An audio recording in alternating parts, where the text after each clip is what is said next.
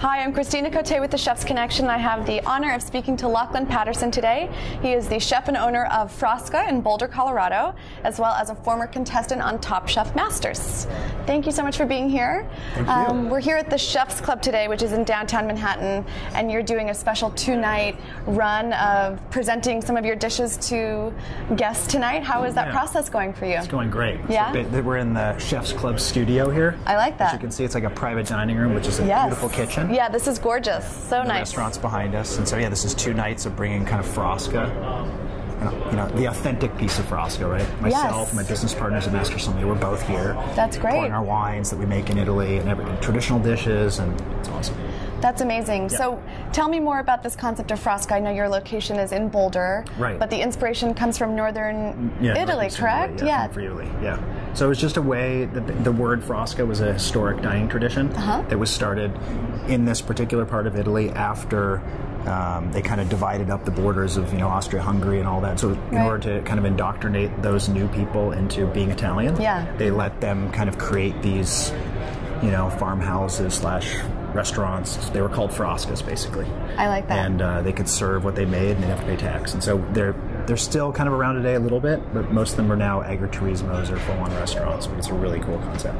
That's amazing. Yeah. And are you Italian? Or you speak Italian? No, I fake speaking Italian. You fake speaking Italian. I like that. My name in Italy is Luciano. Luciano. Because they're like, oh, I like that. That come suits si you. chiama? And I say LACHLAN. They're like, okay, what? Like Luciano. Like, oh, Luciano, great.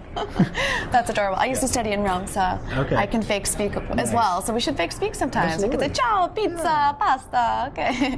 That's amazing. And you make your own wines, which is so cool. Have you ever done an I Love Lucy where you put your feet in the grapes and add a certain extra flavor? Or? We don't usually. You don't do that? No, we keep it like more natural. More natural. That's right.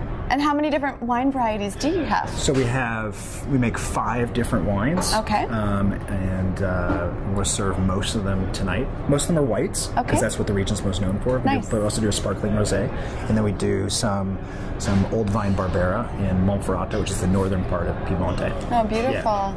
I'm getting thirsty just hearing about this. It sounds lovely. I would like to sample this later. Absolutely. Very nice. So you're from Toronto originally. Yep. Did you start cooking from the time you were a child, or tell me about how this passion became a career? Or what's your background? I mean, you know what? I don't have the washing dishes story or the parents in the restaurant business. My parents are both academic surgeons, and everyone, they hope that everyone would be a surgeon. Or and honestly, there's 4 of us.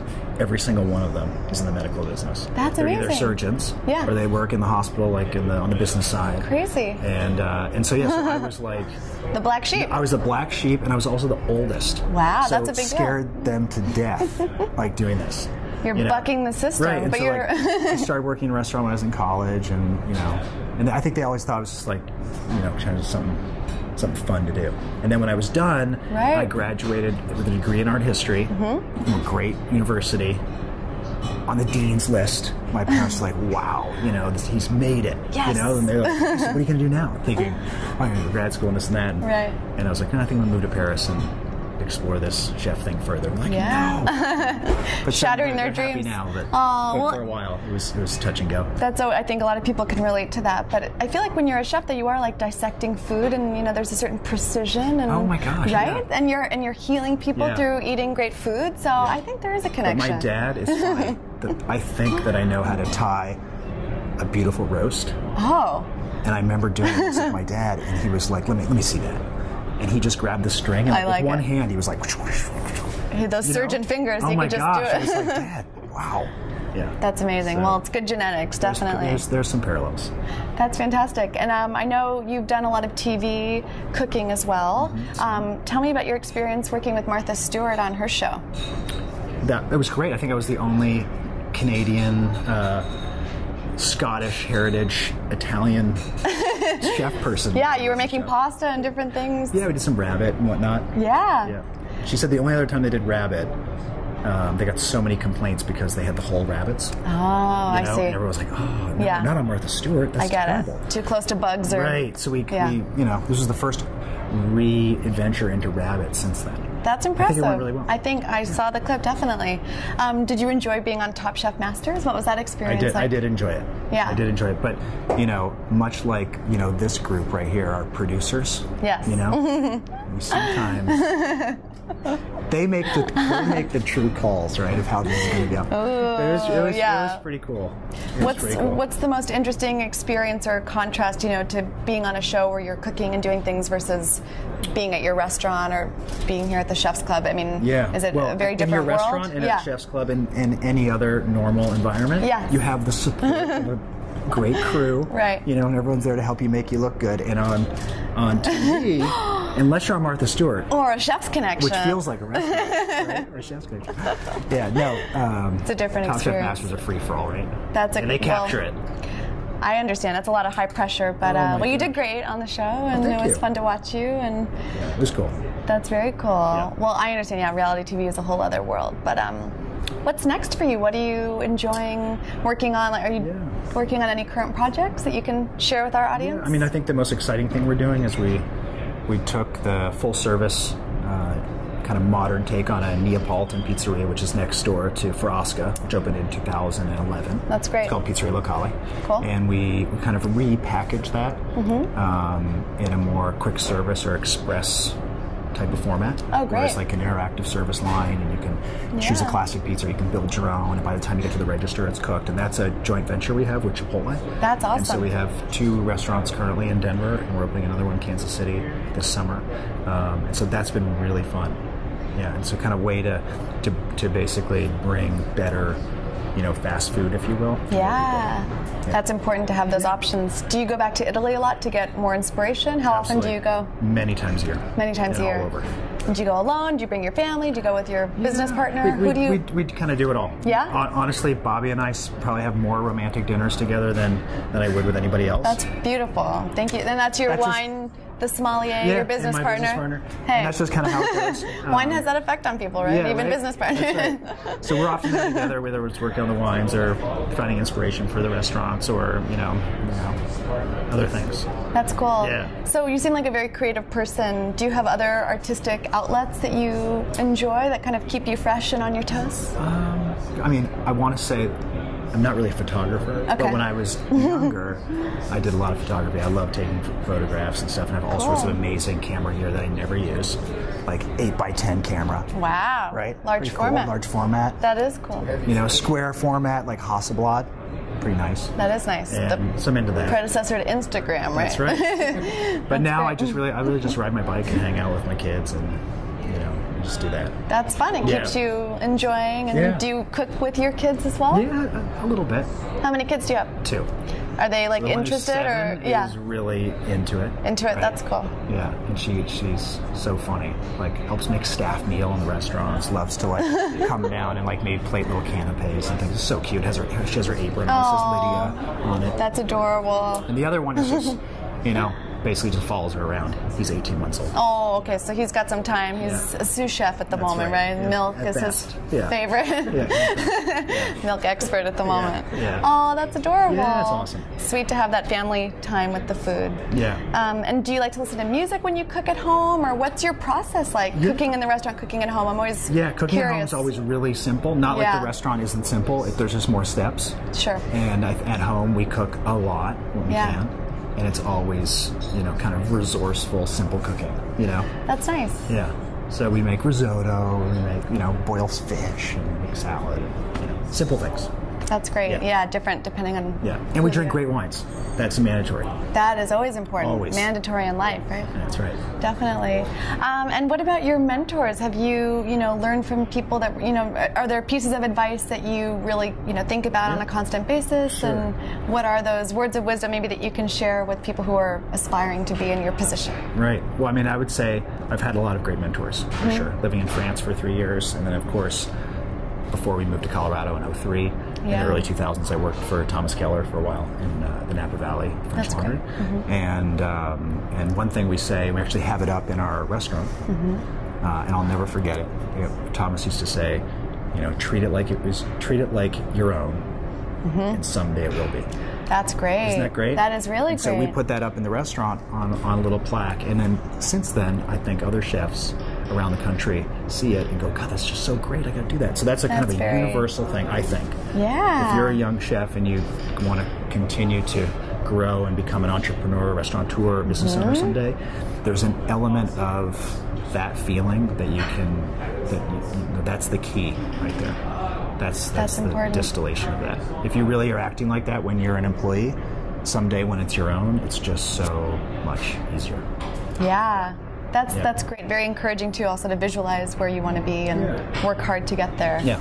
That's great. And because I know you worked at a country club at the beginning stages of your career. Yeah. What was that experience like? Well, that was, I'm surprised that didn't talk me out of the business. Really? Yeah. That was, Mother's Day at a country club. Wow. Yeah. Intense? Oh my God. Like pitting, whatever it would be.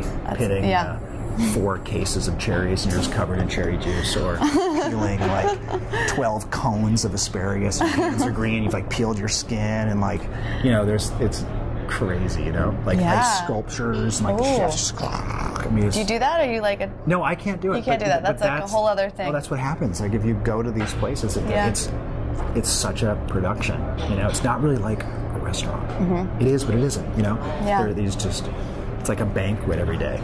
Just golfers, families that are hungry. That's right. But it was a good start. It got me. The guy was from Ireland, actually. Oh, really? Yeah, and I think if it wasn't for him, I probably never would have moved to France. And moving to France definitely changed my career. And I probably wouldn't end up at the French Laundry result. I never would have met Bobby. And there probably would be no Frosca. So I think all the steps are, you probably have the same thing. But each of the steps lead to something else. Yeah, you're right. And I think when you look back on it, you're like, God, thank God for that and those people. Yes, completely. It all leads to the the end goal. Yeah. What was it like being in Paris? Did that really change the game for you? It sounds like it did. Yeah, because it's such the real deal over there, in the sense that people start at a very young age. They don't have the same kind of liberal arts universities, and young kids don't really do that. They kind of like very early on in high school, it's like you're either really good at math and you're going to be an engineer, or you're really good at sciences and you're going to be a doctor, and they kind of like set these kids on these paths, or you're not. And they say, that's totally fine that you're not, but you're going to go to this trade school and you're going to learn how to be like a sewer, and you're going to go like work for Hermes maybe someday, or you're going to go to culinary school and you're going to be a chef and work for great restaurants. So these kids, I got there when I was like 22, and I remember working with kids who were like 15 that would just like cook circles around me, you know what I mean? But they don't necessarily get the same life experience, or they don't read as much, or maybe they don't think as deeply at times. But when you work with them in a trade setting, that system is so strong that for me, and I think for others to see that, is so inspiring, because they're just so good. And you kind of come back and go, geez, we forget how important it is to do something over and over and over and over. Here in the U.S., we're always trying to, what's next, what's next, what's next, what's next. The kids that work for me are always, what's next, what's next, what's next, what's next. If you take them and you plop them down in that environment, they just start blown away, and it teaches you, do it again, do it again, do it again. So it was, especially at a young age, it's crazy impressionable. That's invaluable life experience. Absolutely. To have that. Yeah. I mean, still the best this, the best this, the best that. I was all from that time. The best croissant, the best. Yeah. The best piece of bread, the best, right? It's all so perfect, and it's not just in one spot. It's like every corner, every block, cheese shop, this shop, that, expert here, another expert there. But you don't get that here. Or it's very, very rare. Yeah. Even in a city like New York, it's very hard to find on every little block to have things like that. That person's just an incredible florist. That person's amazing, like at aging cheese. That person makes the best croissants, not in New York, but just like in this little area. In Paris, that's how it is. So if taking that as a point, is there something that you feel you're the best at, or that you're striving to be the best at? Like if you had to choose your specific area of expertise, what would you select? Oh my God. Putting you on the spot. But I mean, it's interesting, because to really be an expert at something takes so much dedication, but what are you hoping to perfect as or that you already have? Yeah, maybe? I mean, I always say that, like, I hope my legacy is teaching the people that work for me, how to run a really sensible restaurant business. And I think that, it's kind of like investing. Like you kind of are told a little bit, like, start investing in your retirement when you're young. Yeah. But you never, it's never really like take care. They were Drilled beat on in. your head. Yeah. Right? They're just, you're like, oh yeah, no, that's okay. I'll do that later. Yeah. I'm 20. I don't need, right? And I think that that's in the culinary field or in restaurant business, it's similar to that. Everyone's spending lots of money going to culinary schools, and everything's about like learning how to do this, and all that stuff's really important. But I don't think there's enough emphasis on really how to run a business. Yeah. That, let's face it, 9 out of 10 don't make it past the first year. Yeah. And there's a reason for that. There's often very talented cooks inside those restaurants. They're often restaurants are very well funded, at least in the beginning.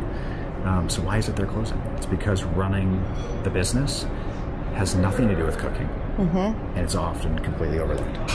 And so I think now 11 years in, we really focus on that. That's great. And we focus on all the other things that we're, good at.